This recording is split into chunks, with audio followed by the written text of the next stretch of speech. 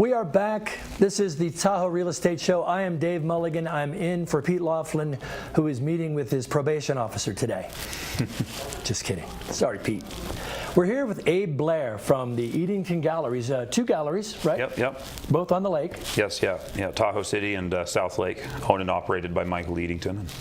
And you're the main shooter, I assume. We have three artists, Michael, myself, and John Thompson. Let's just say you're the main shooter. I like to pretend, think that, yeah. Okay, well, we'll go with that. Now, this is one fine example. We were talking during the break about a process, so we're going to show the image. In fact, let's show it right now.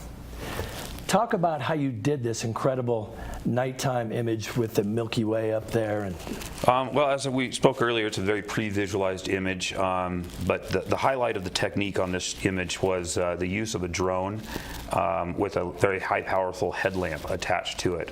So I was actually doing an aerial light painting, which allows me to cover a much larger section of ground.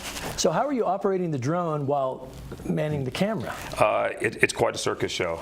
So the camera is fully set up, and at which point then I get the drone started up, kind of throw it in the air, and before it hits the ground, hit throttle up, and it's in the air. Right. And at that point I can get it in position, start my exposure, and then try to light the You're scene. basically painting the scene with light. Literally, yeah. So if amazing. Hold the light too long in one spot, it'll overexpose or underexpose. So the real challenge in the old days, you would probably try to do it with a stationary light from over here, and it would look really hot on that side, I imagine, and wouldn't reach the other side. Yeah. And this process truly allows me to mimic what we see in the daytime with sunlight.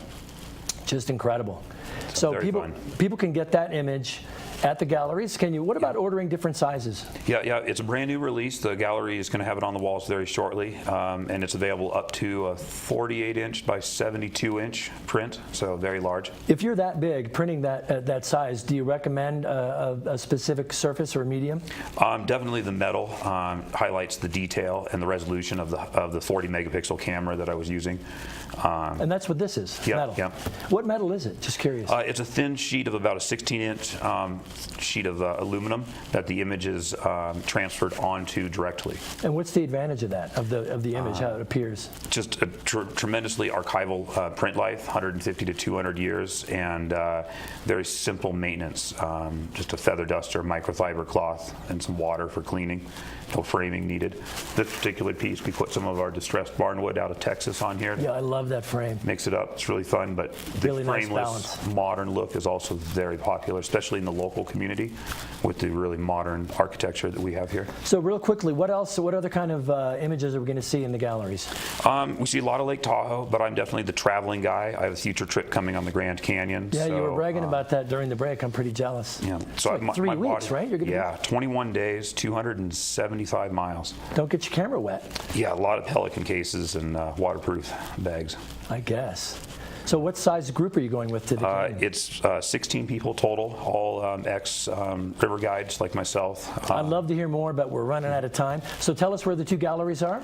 You can come down and see the art in Tahoe City, next to Rosie's Cafe, and South Lake, down next to McPete's. That's Eatington Galleries.